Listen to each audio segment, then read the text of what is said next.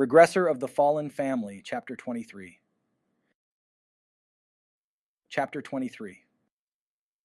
The Lord has been blocked. Beside Patrick, the knight Heinckel, who was charging forward, widened his eyes in surprise at the unexpected sight. It was not important that his charge had seriously injured one of the enemy knights. To penetrate the enemy lines, which were twice their number, the presence of the head of the family was essential. To advance in this situation would be nothing but a suicide mission. He gritted his teeth, turned his horse around, and attacked another knight. But even that was not easy. Clang! The moment his attack was blocked, he saw two enemy knights closing in on him from both sides. The rest of the knights were in a similar situation. Shift to defensive stance. Stay close together. The opportunity will come. There were no knights among the enemies who could block their lord. They would definitely find a breakthrough. It was a command based on that sole expectation, but soon after, an unbelievable scene unfolded before his eyes as 5 of the enemy knights pressured their lord. The worst possible future he didn't even want to think about appeared before Heinckel's eyes. Are we losing in this war?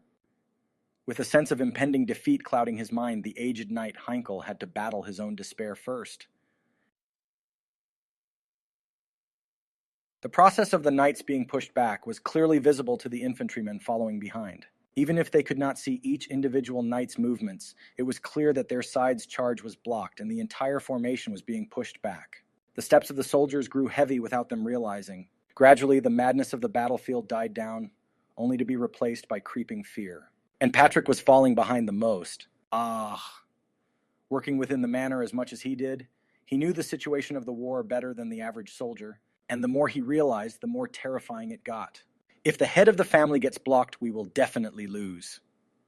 Naturally, his footsteps grew even heavier, and that's when something happened that chilled him to the bone. Pat-a-pat-a-pat. Ah! Argh! Gurk! Suddenly, the soldiers marching in front of Rick collapsed in unison. A surprise shower of arrows. An arrow fell right in front of Rick's nose. He felt a shiver run down his spine, thinking about how, if he had taken just one more step, that arrow would have pierced his head. Frozen by fear that seized his whole body, Rick was pushed forward involuntarily by the movement of his allies from behind. No. His tongue was paralyzed with fear, and even if it moved, there was nothing he could do. Looking around, he saw soldiers walking with steps as heavy as his, their faces pale with fear. Probably, his own face was not much different from theirs. No, no, no! Despite Rick's panicked mind, the infantrymen steadily advanced with fear clearly written on their faces. Moments later, they inevitably collided with the enemy at the front line. Clang! Clang! Boom! Amidst the cacophony of metallic sounds filling the battlefield, soldiers swung their weapons at each other in desperate combat. Die! You die first, you bastard! It was only for a moment that the front line forces clashed fiercely. Soon the McLean camp began to be pushed back gradually. Lowered morale, insufficient numbers of troops.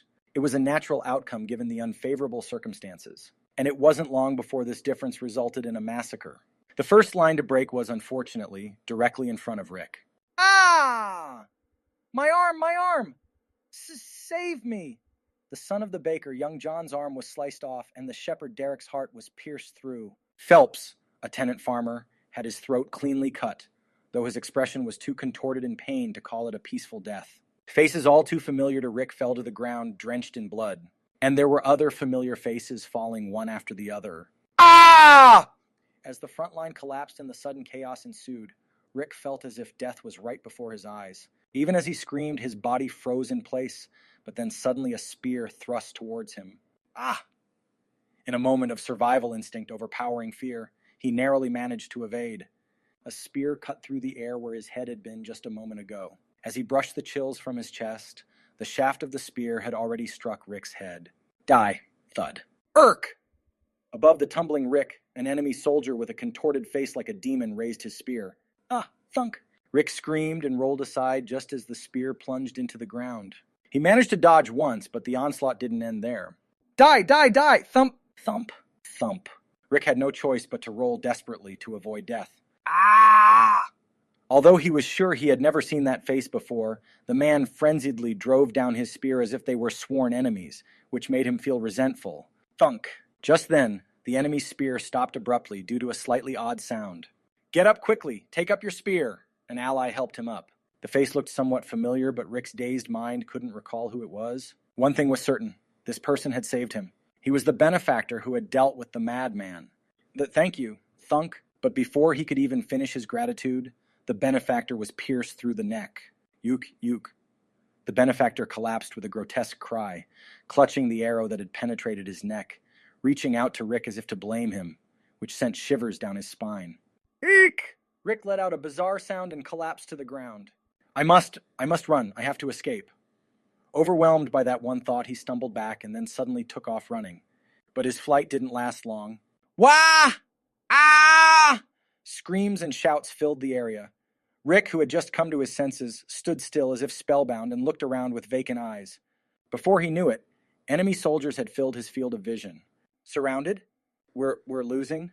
Is this how I die? All of us? Even to his unstrategic eye, it looked like there was no chance of winning. No, I'm going to live. I'll survive. Despite the fear, Rick dove back into the ranks, looking perhaps for some respite toward the rear. But then, wah! Charge. Behind Rick, cavalrymen who had circled around the battlefield were already slaughtering the rear soldiers. Ah! Behind! It's the enemy!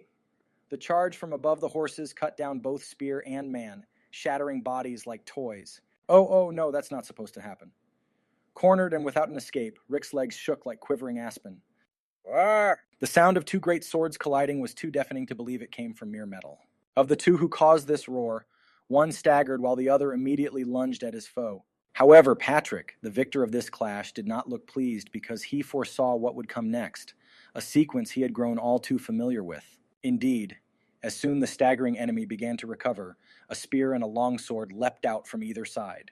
Then, attacks from two more came from his rear, aiming at him with a longsword and a short spear, forcing Patrick to give up the chance he had almost secured. Damn you! Have you no pride as knights? Patrick screamed, but he knew all too well that what he was saying was pointless. The enemy's response was nothing but ridicule. What are you blabbering about? Ignore him. It's just a desperate struggle before death. You bastards! Even so, against an experienced high-grade Keniek. As Patrick brandished his sword with desperate rage in his bloodshot eyes, he aimed for an opening. Quang! But while his sword strike was intercepted by one of the skilled men, the others lunged at him from all sides. Sk! Another superficial wound was added to his collection. It was the same pattern repeated, yet Patrick had no way out. Clash! Clash! Boom!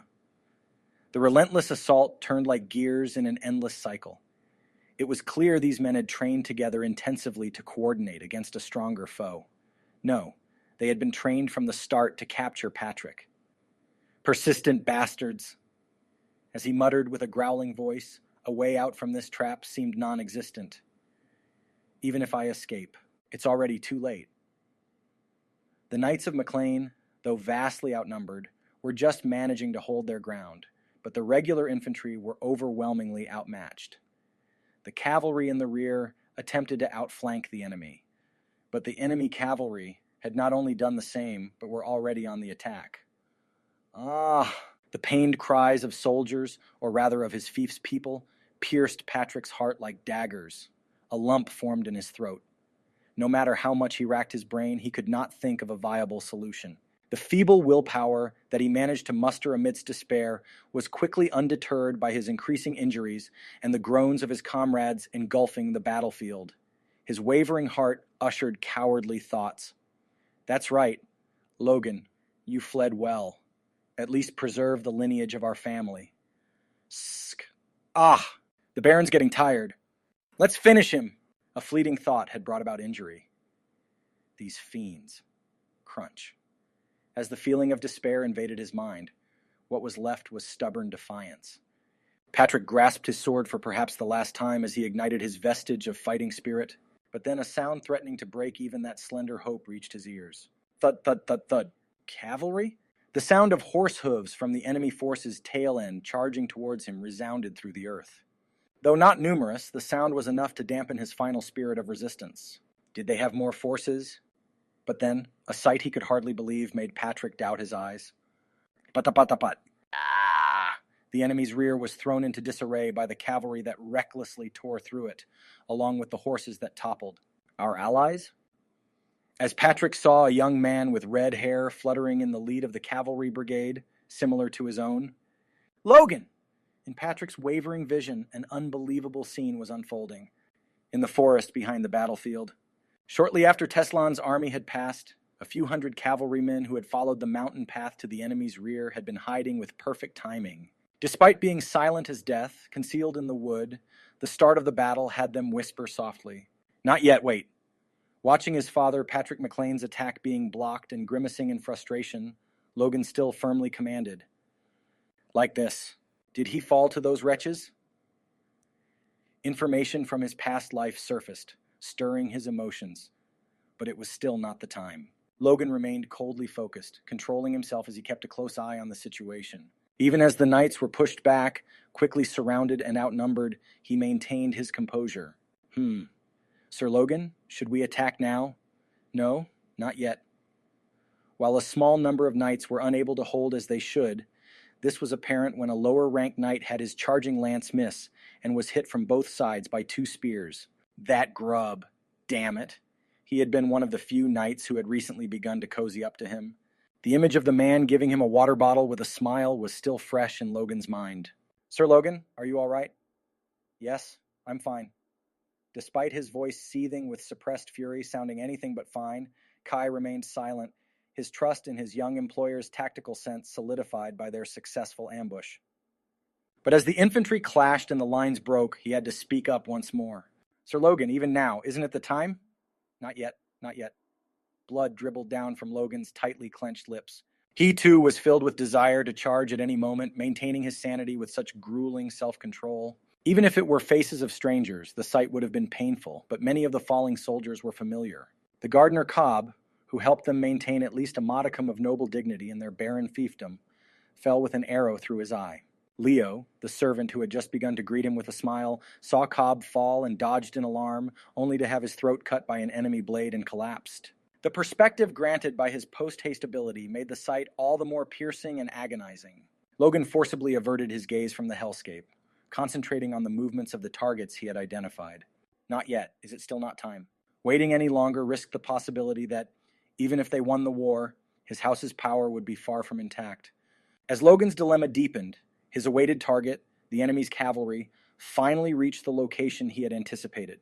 The screams from the rear of their troops acted as the signal. Now! Unleashing the fury he had contained, Logan spurred his horse forward. Finally, over 300 cavalrymen thundered from the forest, surging toward the battlefield.